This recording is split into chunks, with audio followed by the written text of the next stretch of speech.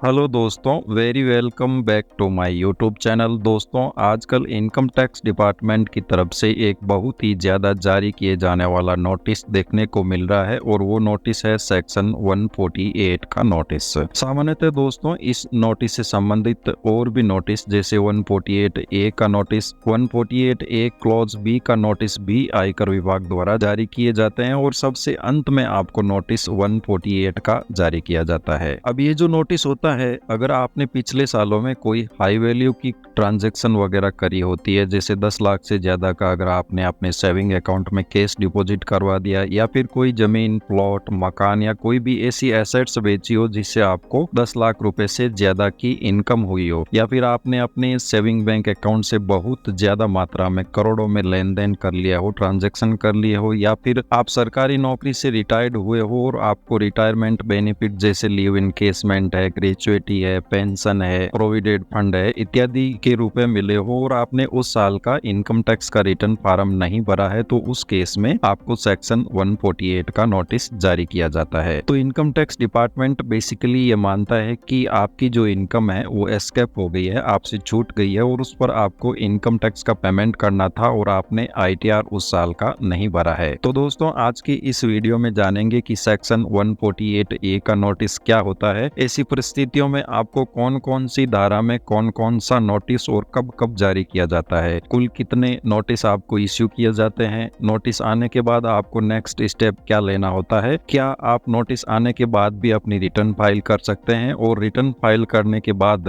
अगर आपका assessment order वगैरह पास हो जाता है और आपको टैक्स भरने के लिए इनकम टैक्स ऑफिसर द्वारा बोला जाता है, तो उसके बाद आप अपील वगैरह कर सकते हैं या नहीं कर सकते हैं, क्या कुछ प्रोसेस होने वाला है, स्टेप बाय स्टेप हर एक पॉइंट को मैं इस वीडियो में आपके साथ डिस्कस करने वाला हूं। तो चलिए वीडियो को शुरू करते हैं। उससे पहले अगर आप मेरे इस यूट्यूब चैनल पर नए हो तो चैनल को सब्सक्राइब और वीडियो को एक प्यार भरा लाइक जरूर दे दीजिएगा दोस्तों, ताकि मेरे को ऐसे और वीडियो बनाने के लिए मोटिवेशन मिलता रहे। तो सबसे पहले मैं आपको सेक्शन 148 का नोटिस दिखा देता हूँ कि आपको कौन सा नोटिस सबसे पहले आता है, उसके बाद में कौन सा नोटिस आता है और सबसे आखिर में आपको कौन सा नोटिस इश्यू किया जाता है। तो नोटिस देखने के लिए आपको बेसिकली चले जाना है इनकम टैक्स की वेबसाइट पर और वहां पर अपने ई फाइलिंग पोर्टल पर लॉगिन कर लेना है। लॉगिन करने के बाद यहाँ पर आपको मिलेगा पेंडिंग एक्शन। पेंडिंग एक्शन के अंतर्गत यहाँ ऑप्शन रहेगा ई प्रोसीडिंग। तो सिंपली आपको ई प्रोसीडिंग पर क्लिक कर देना है। क्लिक करने के बाद यहाँ पर रहेगा फॉर योर एक्शन और for your information. For your information का मतलब होता है कि आपको कोई भी नोटिस पहले जारी हुआ हो और वो ड्रॉप हो चुका है, और फॉर योर एक्शन के अंतर्गत यहाँ पर ई प्रोसीडिंग होती है सेक्शन 148 ए के अंतर्गत। तो यहाँ पर जो है बेसिकली आपका पैन नंबर, नाम और डेट वगैरह यहाँ पर लिखी रहती है। नोटिस को देखने के लिए यहाँ पर ऑप्शन रहेगा व्यू नोटिस या ऑर्डर, इस पर क्लिक करना है। इसके बाद में आपको जो जो नोटिस इश्यू हुए होते हैं उन सारी की डिटेल आपको यहाँ पर मिल जाएगी। इसको थोड़ा सा आप नीचे स्क्रॉल डाउन करोगे तो यहाँ पर जो है आपको सेक्शन 148 का नोटिस देखने का मिलेगा। इस नोटिस के बाद यहाँ पर दूसरा नोटिस भी आया है, जो कि इस फर्स्ट नोटिस में कुछ करेक्शन था, इस वजह से ये सेकंड नोटिस इश्यू हुआ है। तो यहाँ पर जो है नोटिस लेटर या PDF, इस ऑप्शन पर आपको क्लिक करना है। इसके बाद में इसको थोड़ा सा नीचे स्क्रॉल डाउन करोगे आप तो यहाँ पर जो है आपको सबसे पहले नोटिस इश्यू किया जाता है 148 ए का नोटिस, और उसके बाद में सेक्शन 148 का नोटिस आपको जारी किया जाता है। तो यहाँ से आप डाउनलोड ऑप्शन पर क्लिक करके पहले ये नोटिस आपको डाउनलोड कर लेना है और उसके बाद में ये नोटिस डाउनलोड कर लेना है। मैंने यहाँ पर ऑलरेडी ये नोटिस डाउनलोड कर रखे हैं, जो आपको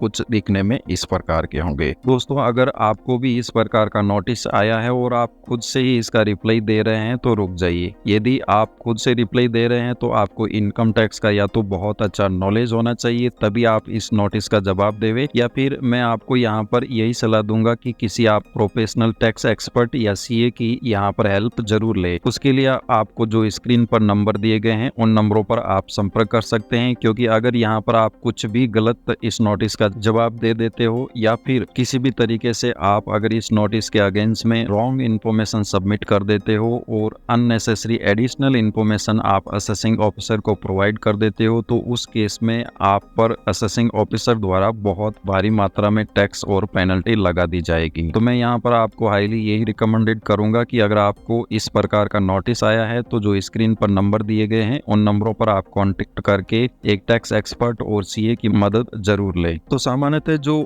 148 ए का नोटिस जारी किया जाता है, उससे पहले आपको एक ऑफलाइन लेटर के द्वारा इनकम टैक्स ऑफिसर द्वारा नोटिस जारी किया जाता है। जो यहाँ पर आप 3 नंबर पॉइंट देखोगे तो इसमें लिखा हुआ है कि आपको सेक्शन 148 ए बी का नोटिस, यानी कि आपको जो सबसे पहला नोटिस आएगा वो आएगा सेक्शन 148 ए बी का नोटिस, जो कि दिनांक 4 जनवरी 2024 को जारी किया गया था। इस नोटिस में सेक्शन 148 ए क्लोज बी के नोटिस के अंतर्गत आयकर अफसर द्वारा ये पूछा गया था कि आपके पैन कार्ड पे इतने सारे ये जो सारे के सारे ट्रांजैक्शन हैं ये रिपोर्ट हुए हैं और आपने आयकर रिटर्न नहीं भरा है, तो इसका वो रिटर्न में जवाब मांगता है। तो एसएससी के द्वारा यहाँ पर ये जवाब दिया गया कि मैं 30 नवंबर 2019 को आर्मी से रिटायर्ड हुआ और मेरे को एपीएफ फंड के तौर पर 21 लाख के आसपास, IRLA के फंड के तौर पर 4,10,000 रुपए और पेंशन के तौर पर 12,57,643 और ग्रेचुइटी के तौर पे 6,29,775 रुपए का अमाउंट रिसीव्ड हुआ। और यहाँ पर पॉइंट नंबर 4 और 5 है वो सेम है। जैसे यहाँ पर आप पॉइंट नंबर 4 देखोगे 19,63,863 और 19,63,863, यानी कि ये दोनों एंट्रियां यहाँ पर रिपीट हुई है। तो इन्होंने जो है अपना यहाँ पर सेक्शन 148 ए क्लॉज बी के नोटिस का यहाँ पर जवाब दिया था। उसके बाद में इनको ये नोटिस जारी किया गया जो कि सो कॉज नोटिस होता है। सेक्शन 148 ए क्लॉज डी के अंतर्गत ये इश्यू किया जाता है। यहाँ पर जो है आपका पूरा डिटेल रहेगा, पैन नंबर, असेसमेंट ईयर जिसके लिए ये नोटिस जारी किया गया है, किस तारीख को ये जारी किया गया और उस नोटिस का DIN नंबर वगैरह क्या है। इसके बाद में यहाँ पर आपकी डिटेल जैसे नाम, एड्रेस, मेल ID, किस डेट को ये ऑर्डर पास आउट हुआ है और ऑर्डर देने वाले इनकम टैक्स अफसर का क्या नाम है, यहाँ पर डिटेल रहती है। इसके बाद में इसको नीचे स्क्रॉल डाउन करोगे आप तो यहाँ पर जो है इस नोटिस में आपसे जो इनकम छूट गई है और आपने जिस ईयर का ITR नहीं भरा है उस इनकम का हर एक पॉइंट यहाँ पर डिस्कस किया हुआ रहेगा। जैसे यहाँ पर जो है इनको एम्प्लॉयर से 3,07,000 का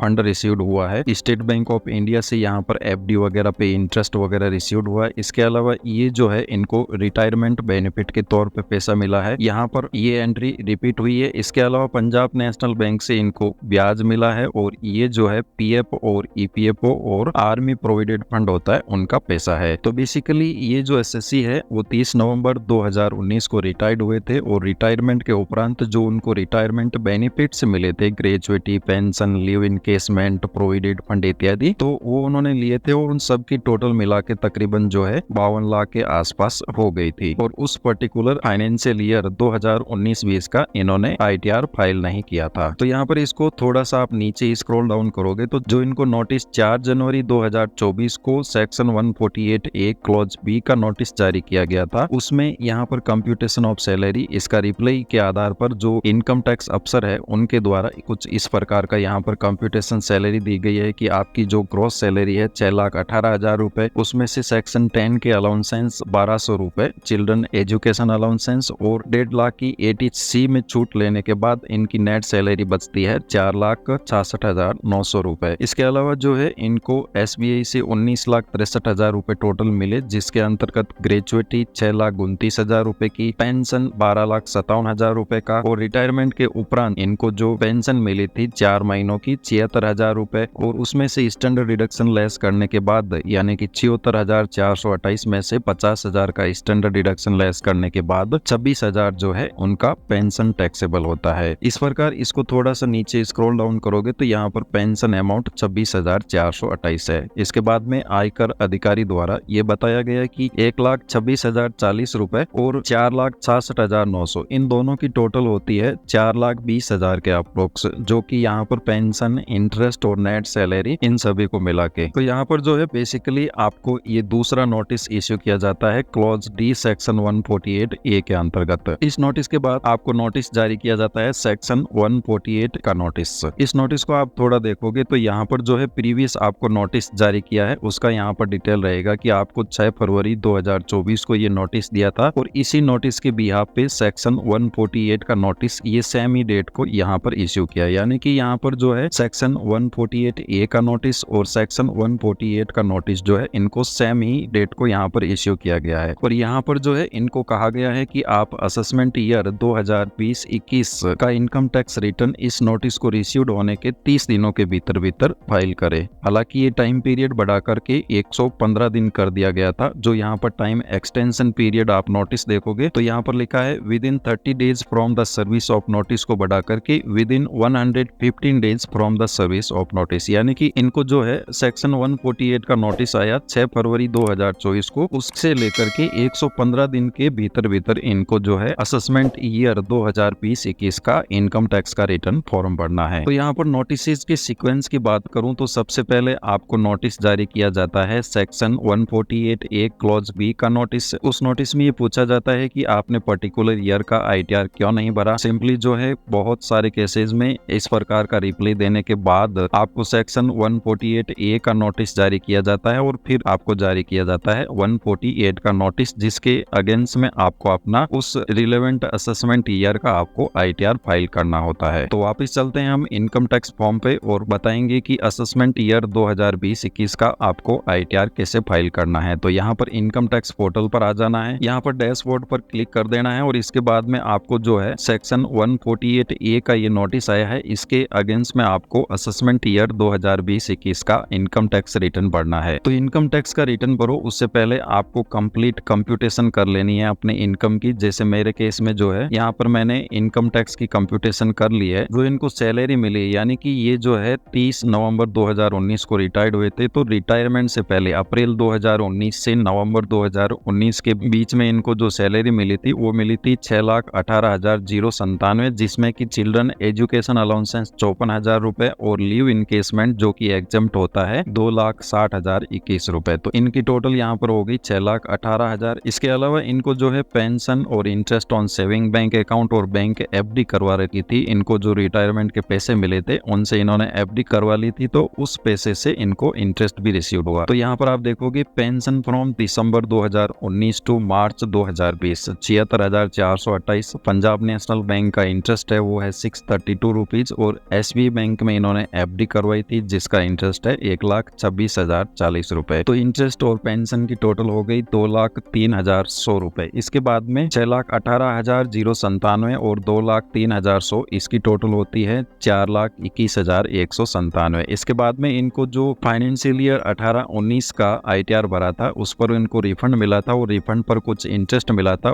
सेक्शन 244 ए के अंतर्गत, तो वो भी हमने यहाँ पर ऐड कर लिया। तो इनकी इनकम हो गई 8,23,238 रुपए। इसके बाद में इनको रिटायरमेंट बेनिफिट मिले थे जिसके अंतर्गत gratuity, cumulative pension, EPF fund और फाइनल IRLA, ये सारे के सारे 44,05,946 रुपए, यानी कि इसकी टोटल और इसकी टोटल मिला के 52,29,184। तो सबसे पहले आपको क्या करना है, आपको पेंशन, सैलरी, बैंक इंटरेस्ट और आपको जो भी रिटायरमेंट बेनिफिट्स मिले थे उन सब की टोटल करके आपकी ग्रॉस टोटल इनकम आपको बना लेनी है, जो यहाँ पर है 52,29,184। इसके बाद में आपको कंप्यूटेशन करनी है कि आपकी जो टोटल इनकम है 52 लाख, उसमें से 50,000 रुपए का स्टैंडर्ड डिडक्शन घटा दिया तो आपकी सैलरी रही 51,79,184। इसके बाद में जो है सेक्शन 10 के अलाउंसेंस जो कि एग्जम्प्ट होते हैं रिटायरमेंट पे आपको जो भी बेनिफिट्स मिले थे, तो यहाँ पर जो है children education allowances, gratuity, cumulative value of pension, EPF fund, final RLA और लीव इनकेसमेंट, इन सभी का अमाउंट है वो है 46,67,167 रुपए। ये लेस करने के बाद इनकी रिमेनिंग इनकम बचती है 5,12,017। फिर इनके जो है ATC के डिडक्शन पूरे है 1.5 लाख के, जो कि यहाँ पर लेस करने के बाद 3,62,017 रुपए इनकी इनकम बचती है, जिस पर कोई भी टैक्स नहीं बनता है। तो ये जो है सारा का सारा आपने जो भी डाटा का कैलकुलेशन किया है, ये सारा का सारा इसका आपके पास प्रूफ होना चाहिए, एविडेंस होना चाहिए। मेरे केस में यहाँ पर जो है आप देखोगे कि इनका जो फॉर्म 16 है जिसके अंतर्गत ये रिटायरमेंट बेनिफिट और पेंशन वगैरह मिला के इनकी पेंशन थी 76,428 और रिटायरमेंट बेनिफिट्स थे जो कि यहाँ पर एग्जम्प्ट हो गए हैं सेक्शन 10 में। इसके बाद में दूसरा मेरे पास यहाँ पर एविडेंस है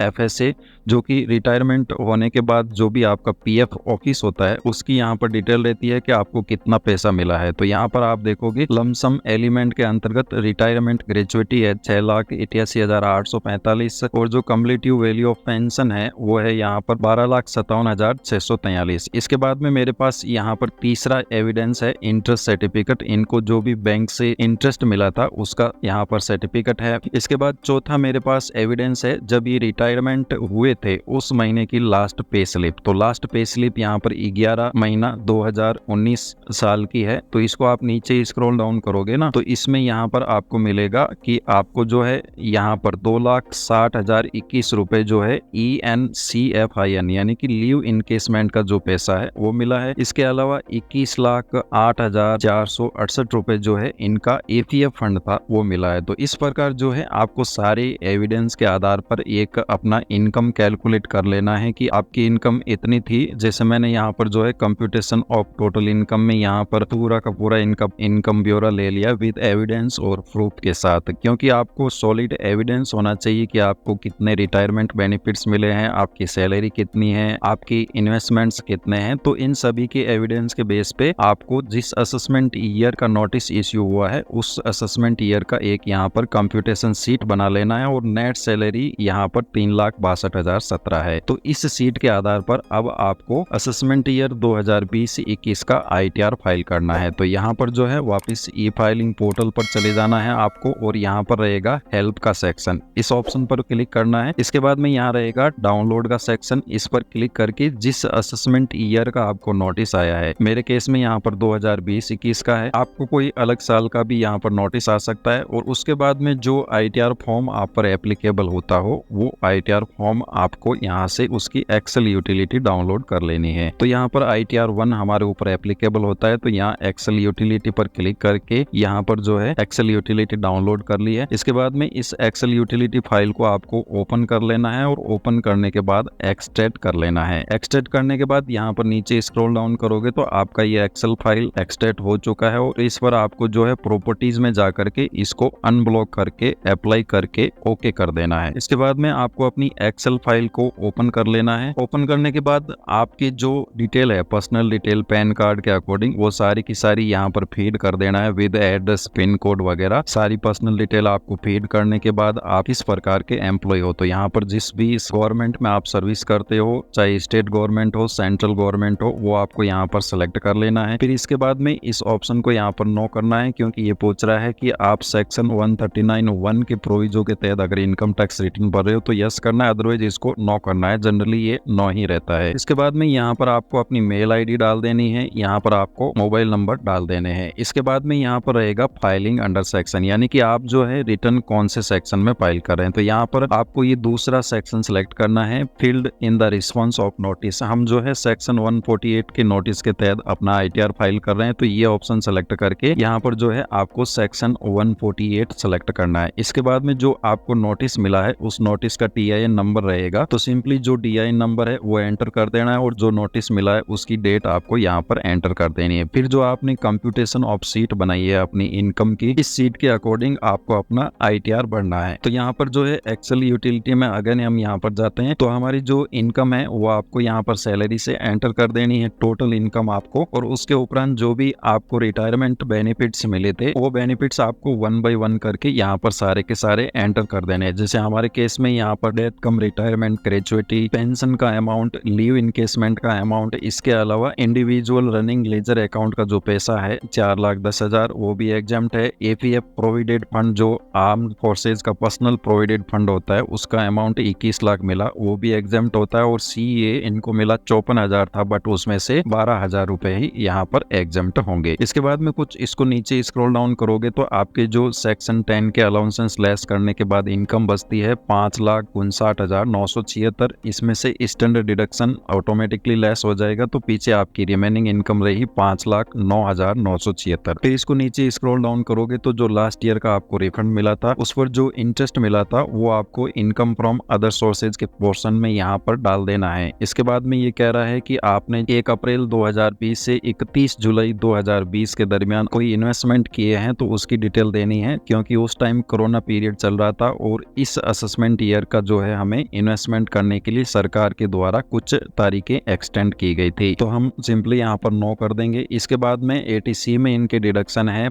1,50,000। फिर इसको नीचे स्क्रॉल डाउन करना है तो यहाँ पर 3,62,020 इनकम है, तो यहाँ पर आप कंप्यूटेशन सीट में देखोगे तो 3,62,017 है जिसको राउंड ऑफ कर दिया गया है नियर अबाउट 10 के डिजिट में, तो यहाँ पर 17 का 20 हो गया है। इसके बाद में यहाँ पर जो है आपकी इनकम सीट कंप्लीट होने के बाद सिंपली आपको होम बटन पे जाना है और इसको यहाँ पर वैलिडेट कर देना है। इसको वैलिडेट करने के बाद आपको दूसरा यहाँ पर TDS का टैब लेना है। TDS के अंदर आपका अगर कुछ टैक्स कटा हो, अगर सैलरी में से कटा हो तो वो आपको यहाँ पर एंटर करना है। और अगर आपकी एफडी वगैरह करवा रखी हो बैंक वगैरह से, कहीं पर आपका टैक्स कटा हो, तो वो यहाँ पर टीडीएस शेड्यूल 2 के अंदर आपको एंटर करना है। तो इस टीडीएस का डाटा मिलेगा आपको फॉर्म नंबर 26 से। तो यहाँ पर इनकम टैक्स पोर्टल में ई फाइलिंग में यहाँ पर आपको मिलेगा ऑप्शन व्यू फॉर्म 26 ES। इस ऑप्शन पर आपको क्लिक कर देना है और यहाँ पर उस असेसमेंट ईयर का जिसका आपको नोटिस आया है उसका कितना टैक्स कटा था, तो वो यहाँ पर है 2020-21 और व्यू एज HTML करके व्यू और डाउनलोड करना है। फिर इसको नीचे स्क्रॉल डाउन करना है। तो यहाँ पर जो भी आपका टीडीएस कटा था, टीडीएस वाली 3 एंट्रियां आपको अपने एक्सेल यूटिलिटी में यहाँ पर एंटर कर देनी है। जैसे ये जो है इनका सैलरी से टीडीएस कटा था, इसलिए हमने इसको फर्स्ट शेड्यूल के अंतर्गत लिया है। इसके अलावा जो ये स्टेट बैंक ऑफ इंडिया द्वारा 2 बार टीडीएस काटा गया है 4645 और 2170, जो कि एफडी पर काटा गया है, तो यहाँ पर हमने शेड्यूल 2 के अंतर्गत इसको एंटर कर दिया है। ये सारी की सारी डिटेल 10 नंबर वगैरह, कितना अमाउंट आपको मिला और उस पर कितना टीडीएस कटा, ये आपको फॉर्म नंबर 26 ES में मिल जाएगा। ये सारा डाटा फीड करने के बाद इसको आपको वैलिडेट कर देना है। फिर टीसीएस की सीट रहेगी जिसमें कोई हमारा डाटा नहीं है। फिर टैक्सेस पेड एंड वेरिफिकेशन, तो यहाँ पर आपको बैंक अकाउंट नंबर, उसका IFSC कोड और सेलेक्ट फॉर रिफंड कर लेना है। फिर यहाँ पर आपको पैलेस और बाई सेल्फ यहाँ पर सेलेक्ट करके इस सीट को भी वैलिडेट कर देना है। इसके बाद में डिटेल ऑफ इन्वेस्टमेंट रहेगा, यानी कि फाइनेंशियल ईयर 2019-20 के लिए अगर आपने 1 अप्रैल 2020 से लेकर के 31 जुलाई 2020 के बीच में कोई इन्वेस्टमेंट किया है तो उसकी आप फाइनेंशियल ईयर 2019-20 में डिडक्शन ले सकते थे। तो हमारा ऐसा कोई इन्वेस्टमेंट नहीं है, तो सिंपली इस सीट को यहाँ पर वैलिडेट कर देना है। इसके बाद में सेक्शन 80D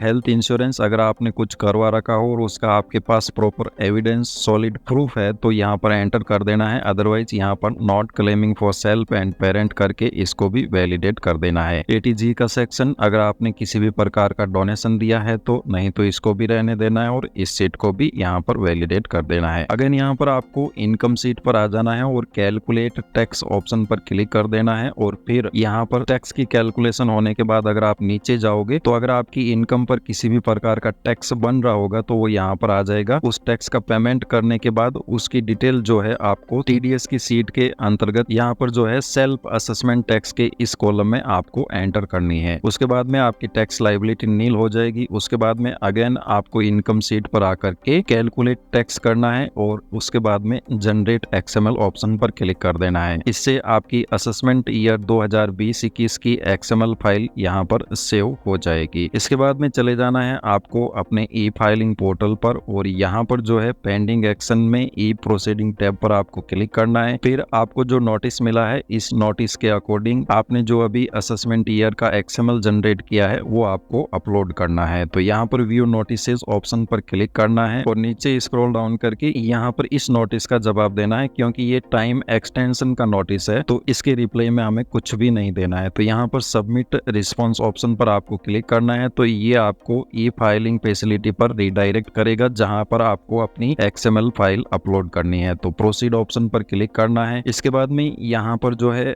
आपको ये पूछ रहा है कि आपके ऊपर ऑडिट एप्लीकेबल होती है, तो यहाँ पर नो करना है और जिस ITR फॉर्म जो भी आप पर एप्लीकेबल होता हो वो सेलेक्ट करके यहाँ पर कंटिन्यू करना है। इसके बाद में जिस असेसमेंट ईयर की आपने XML फाइल जनरेट की है अटैच फाइल ऑप्शन पर क्लिक करके आपको यहाँ पर उस असेसमेंट ईयर की यहाँ पर एक्सेल फाइल ओपन कर लेनी है। इसके बाद में जो आपकी एक्सेल फाइल है उस पर वैलिडेशन होगी। अगर आपकी एक्सेल फाइल में किसी भी प्रकार की एरर नहीं होती है तो उस केस में वैलिडेशन सक्सेसफुल हो जाएगा। तो आपको प्रोसीड टू वेरिफिकेशन ऑप्शन पर क्लिक करके यहाँ पर इंस्टेंट वेरिफिकेशन विया आधार OTP ऑप्शन पर सिलेक्शन करके कंटिन्यू करना है। इसके बाद में आधार OTP का ऑप्शन आपको सेलेक्ट करके कंटिन्यू करके आधार OTP जनरेट कर देना है। फिर आपके जो रजिस्टर्ड मोबाइल नंबर है आधार में उस पर एक OTP जाएगा जो कि आपको यहाँ पर एंटर कर देना है और वैलिडेट ऑप्शन पर क्लिक कर देना है। यहाँ पर सबमिट कंफर्म कर देना है। इसके बाद में जिस असेसमेंट ईयर का आपको नोटिस मिला है उसके अगेंस्ट में आपने ITR सबमिट कर दी है, उसकी कॉपी आप यहाँ से भी डाउनलोड कर सकते हो। अदरवाइज ई फाइलिंग में व्यू फील्ड रिटर्न ऑप्शन मिलेगा, इस पर क्लिक करके आपने जिस असेसमेंट ईयर का रिटर्न फाइल किया है वहां पर लिखा हुआ आएगा return field in the response of notice under section 148A। तो यहाँ से आप इसकी रिसिप्ट भी डाउनलोड कर सकते हो और यहाँ से इसका फॉर्म भी आप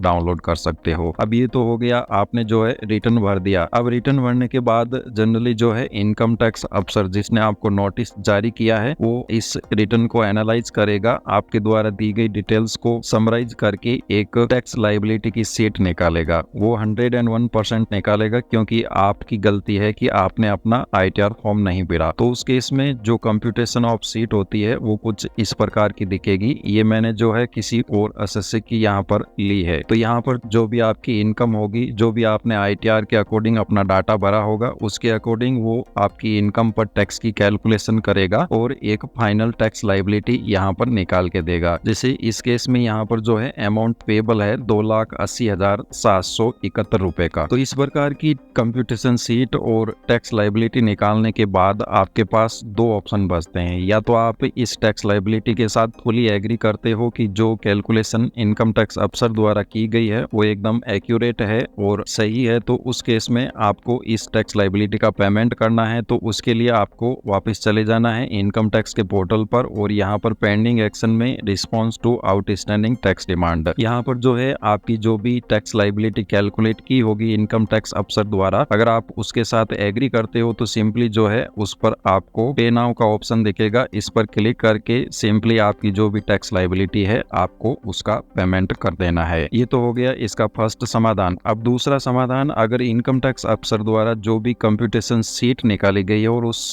सीट में जो भी आपकी टैक्स लायबिलिटी निकाली गई है, अगर आप उससे डिसएग्री करते हो, नहीं क्योंकि इनकम टैक्स अफसर द्वारा जो कैलकुलेशन की गई है उसमें आपको लगता है कि मेरी टैक्स लायबिलिटी इतनी नहीं बननी चाहिए, तो यहाँ पर आपको दूसरा ऑप्शन सेलेक्ट करना है अपील का। ये आपको तभी करना है जब आपके पास सॉलिड एविडेंस हो। जैसे मेरे केस में यहाँ पर जो है हमारे पास हर ईयर का सॉलिड एविडेंस है, जो भी ग्रेजुएटी मिली थी, पेंशन मिली थी, यहाँ पर लीव इनकेसमेंट मिला था, प्रोविडेंट फंड का पैसा मिला था, हर चीज का मेरे पास यहाँ पर आप देखोगे सॉलिड एविडेंस है। इनका फॉर्म नंबर 16 है जिसके अकॉर्डिंग इनकी पेंशन का अमाउंट मैंने उठाया है। इसके अलावा FSA पेंशन है जिसमें इनका प्रोविडेंट फंड का पैसा, ग्रेजुएटी का पैसा है, इंटरेस्ट सर्टिफिकेट और लास्ट महीने की पे स्लिप है जिसके अंतर्गत PF का पैसा और जो इनको लीव इनकेसमेंट मिला था उसका डिटेल है। तो अगर आपके पास इतने सारे सॉलिड एविडेंस हो कि आप जो है डिसएग्री करते हो इनकम टैक्स अफसर द्वारा जो भी टैक्स लायबिलिटी निकाली गई है, तो उस केस में आपको वापस आ जाना है इनकम टैक्स की साइट पर और यहाँ पर पेंडिंग एक्शन में ई प्रोसीडिंग टैब पर चले जाना है। यहाँ पर नोटिसेज के ऑप्शन पर क्लिक करना है और आपको ऑप्शन मिलेगा यहाँ पर फाइल अपील का। उस केस में आप CIT यानी कि कमिश्नर ऑफ इनकम टैक्स को अपनी अपील फाइल करेंगे कि असेसिंग ऑफिसर द्वारा आप पर जो भी टैक्स की लायबिलिटी निकाली गई है उसमें कुछ करेक्शन है, इनकम टैक्स की कैलकुलेशन जो आप पर की गई है वो सही नहीं है। तो उस केस में आपको फाइल अपील ऑप्शन पर क्लिक करना है और उसके बाद में यहाँ पर आपको अपील फाइल करनी है। वो उसी केस में करनी है जब आपके पास सॉलिड एविडेंस हो। इसके बाद में इनकम टैक्स अफसर द्वारा आपकी अपील को एक्सेप्ट करके अगर उनको लगता है कि आपकी टैक्स लायबिलिटी कम होनी चाहिए तो वो CIT अफसर द्वारा असेसिंग ऑफिसर को ऑर्डर किया जाएगा और आपने जो एविडेंस वगैरह दिया है उनको समराइज करके आपकी टैक्स लायबिलिटी रिड्यूस की जाएगी। फिर वही आपको प्रोसीजर फॉलो करना है। Response to outstanding tax demand के अंतर्गत जाकर के जो भी फाइनल आपकी टैक्स लायबिलिटी हो उसका आपको पेमेंट कर देना है। तो इस प्रकार दोस्तों आज के इस वीडियो में हमने जाना कि अगर आपको सेक्शन 148 का नोटिस आता है तो उस केस में आपको स्टेप बाय स्टेप क्या प्रोसेस लेना है, किस तरीके से उस नोटिस का जवाब देना है, किस तरीके से उस नोटिस के अगेंस्ट में आपको अपना ITR सबमिट करना है और उसके बाद में क्या स्टेप्स आपके द्वारा लिए जाने चाहिए। धन्यवाद दोस्तों, जानकारी अच्छी लगी हो तो चैनल को सब्सक्राइब और वीडियो को लाइक जरूर कीजिएगा।